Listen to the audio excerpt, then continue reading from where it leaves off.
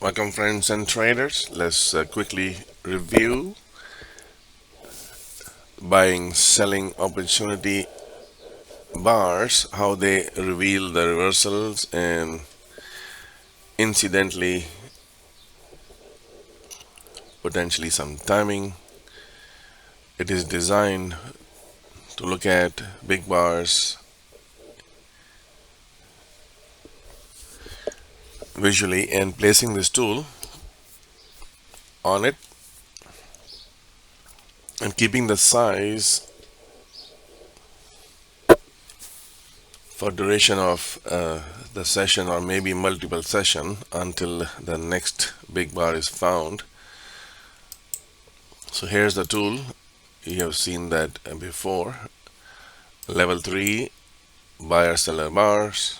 It also has an option in the end which says extended circles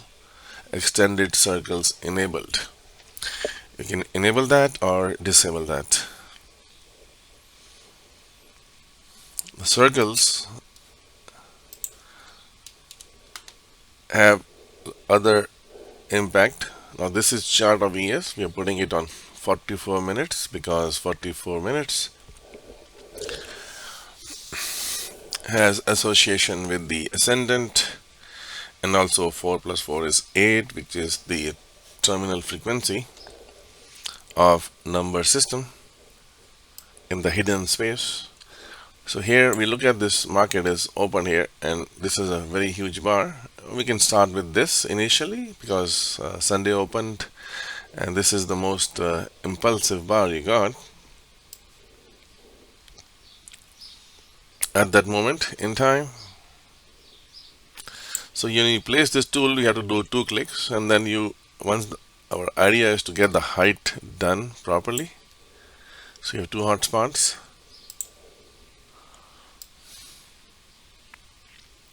So we have the right hot spot based height of this bar. You can see the 2 white lines. Alright, so once we have that set up and staged,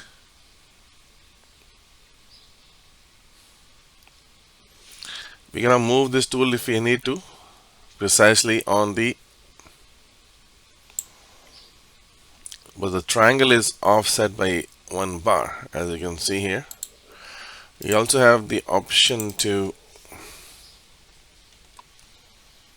look at the thickness, and if you can't see, make it fatter, change the color, whatever you desire. So now this tool is now designed to say when the market has made the impulsive move, it is coming back into the half size of the bar, the lines. These are the entry points. So we can enter at the midpoint, and it also tells you about the square. This square is there, and this is the time and the price, and the movement is coming at this point. Pull back, take off. It hits the outer 2 circles, which are reflection of C54 in a curved fashion, which is here. It did not hit on the top.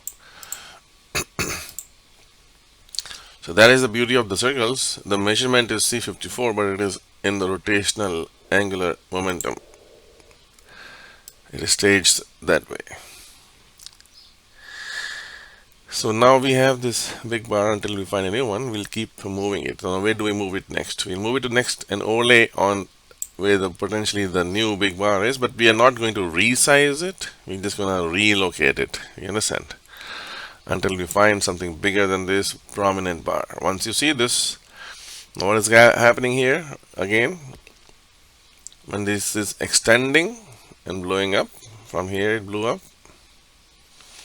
These are potential terminal points. It works on nicely on the sideways market, so be cautious. As we say, 3 times a year it will become initiative one way. 3 times a month, sorry, 3 times a month. It could be 4 times, but at least 3 times a month.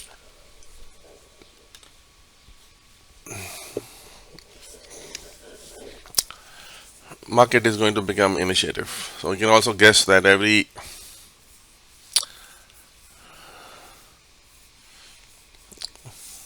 let's say once a week market will go initiative, okay, just to keep it simple. So be cautious about those days, and rotational values will not will work, but you will see this the timing traps. Now this chart is also squared in wave 59, because the moment we use geometry we want to use squared charts. Market comes into these lines. All right, so where do we put it next? Well, we see this top has been formulated. We'll put on the top. We're relocating the green box. If green is not visible, we can change the color to something else. When the green box is, again, the size is same, and we're putting into where the big bars and the tops and bottoms are found.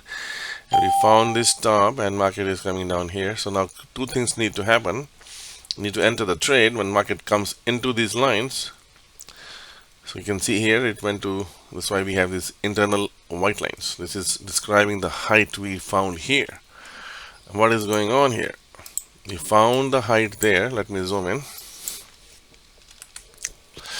We found the height here, relocating, relocating, relocating, and we're overlaying it on the top now, green one. We're expecting if market is going to come respect this big bar momentum, it's going to come back into these levels, and we should be able to take some reversal trades. That means we're going to join the momentum on the downside.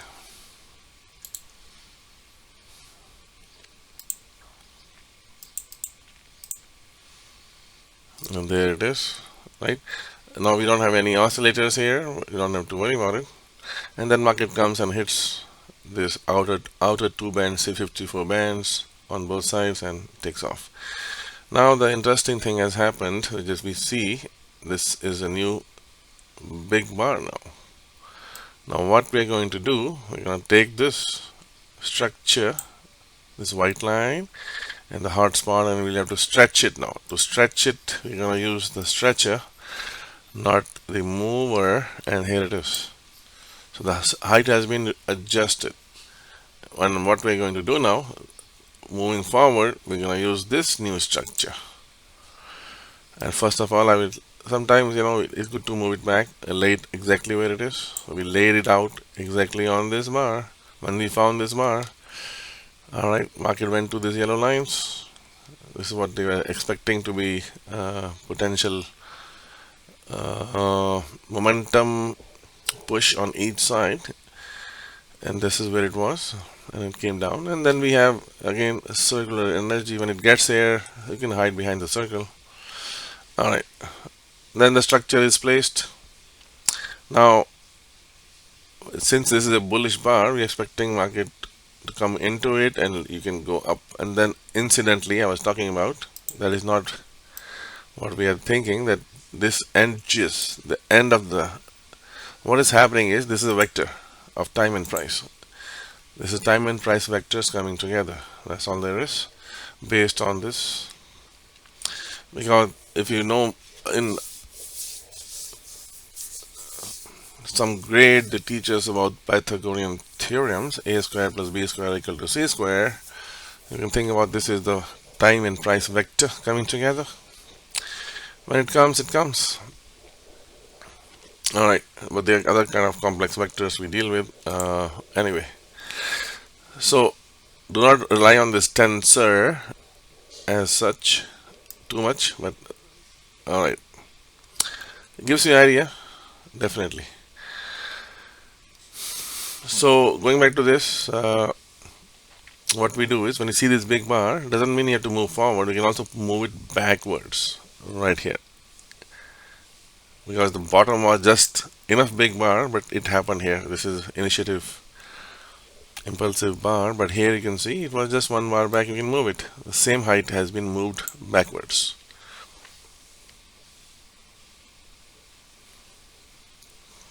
And then you see we're getting the same location of time and price. Now again, as I said, the merger of time and price is incidental. This is because of this time price vector. Alright, Now what do we expect here? That hey, if market comes down into it, it does.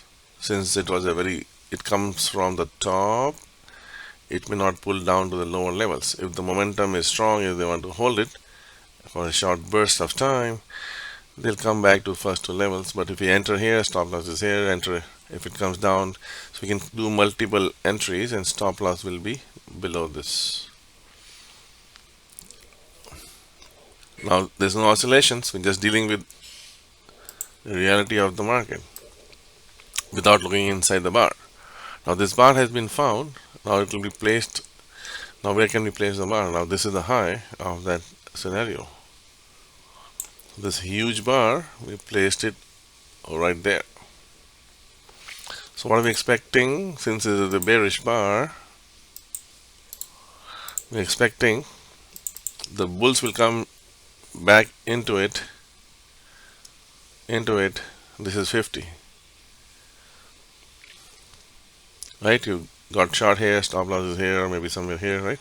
Depending on what you are going to do with this. Now there's no oscillation, this is 45 minutes. So again, this is where it is saying at this time in price. Now this is not the time price of the edges, this is time price of the 50. So this is the 50 of Mr. Gann, and this is the cardinal cross of time and price. But we are not looking for time and price, we are looking for it to come back inside. Now this is a bearish bar, I want it to come inside. So give me ways to trade. And incidentally, if it comes here with the time and price, the market is going sideways. Now this guy, timing vectors, you can see it is triggering the moves. Alright, there it is. Now there's no new bar, we'll continue to progress in this scenario. If market came down, it went up. We can relocate this height at the top.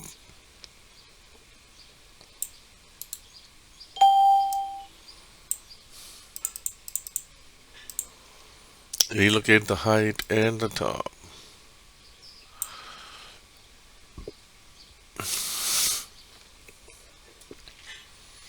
And then what we're expecting, now these are the extensions. Now this is what I was saying, you cannot bank on this as a time price vector. We are looking at using this roughly. Now this is the top, market is coming down, right? And then it's giving me a chance to get in. So it comes down, comes up, right? Around this time, if market is at this 50 or this is telling me that during this time, around this time where the price is, you can enter at this time. Alright, and the extensions, market went to the extension of this. The same height has been now promoted here, here, here, and we're getting the edges. Alright.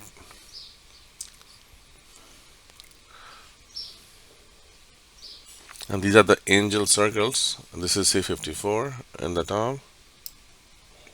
Let's refresh it. So if you move the geometry, now this C4 and C5 is hit on both sides, right? Market is coming, this one it put out, and market was going up, it moved it down. But it's all happening. The measurement is already happening on this big bar. We haven't had any other big bar of interest, so we'll just keep it now at the bottom. When we get at the bottom, this is what we were saying. This is the bar. It's coming into it. It's coming into it. So these are all the white lines from this offset, the vertical side of the triangle. When market is coming in, we are trying to see this is the bottom. That means we want to go long, and it's going to go up and come down into your face. 50 is here, so we entered here, you have to enter here, and then few ticks below this, or maybe point below this is stop loss. So what happened here? Entry, entry, entry. Your main entry is here now. Stop loss is here for 3 contracts, and then it takes off. And incidentally, this is again, it went to the extended scenarios, the location of the price, and incidentally, it is telling you, since this is based on the pixels, this is based on bars, it's telling us, that's why you'll never match it properly. That's why I keep saying it's incidentally, but it gives you a rough idea. Now if you had not done this, for example, and market goes up into our levels which you are projecting, all right, and then it comes back into it. Now he is coming, it blew and it came into it, right? If the bullish momentum is solid, it came back middle of the bar. See this? This is what it is designed to do. Find you this time and price opportunity. But it is first priority is the price.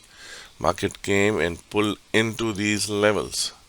Pull back. This is a pullback, and this is telling us this area of time and price pullback is good. Came down 50. If you just did it on this one, right? You have to take multi trades, stop loss. You can keep it here. Find somewhere. We have to hide somewhere initially, because as they are rotating the market, they're chopping because they are looking for contract, and some people are looking for breakout, some are looking for retest, double top, double bottom here in this case. So all these scenarios are happening, and then during the turning point, since we can catch the turning points, we also know that we have to suffer during the turning point catching game, that it may bite us a little bit, right? And then eventually it will take off. All right. We know these levels in advance, so that's why we are prepared for it, and it's more about methodology, building those structures around it. Now if you open inside the bar, look at the bid and ask deltas, and so you can see the T shapes have been built or not. You can check that in the videos how to do that. So here it is. So we ultimately the breakout happened on this side. Now the pullback is what we are after, 50 GANs 50. Now incidentally the GANs 50 and the time came together, it pushed up. Now from this structure we're looking at this on the right side too. This is C54. It hit and stopped, and then incidentally you can see that also, right? So if you put 50 things on the chart, you'll not be able to do this. So now this tool is just designed as a coaching tool for us, and obviously with time and your practice you will find other patterns. We get you started and you have it.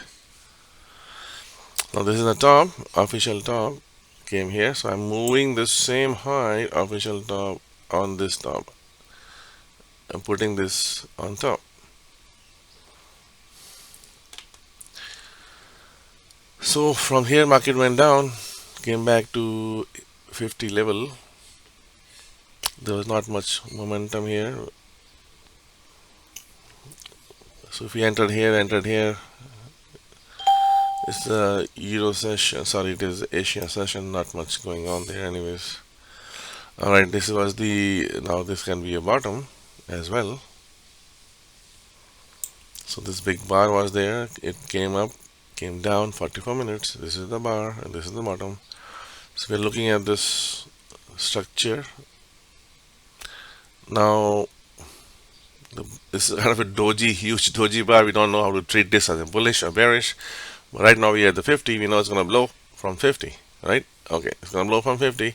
Now this is where we can use the oscillator, and we can say market is going sideways. Which side are they going to blow? Because the timing vector has arrived and the price is 50. You can go down here or it can go on up here.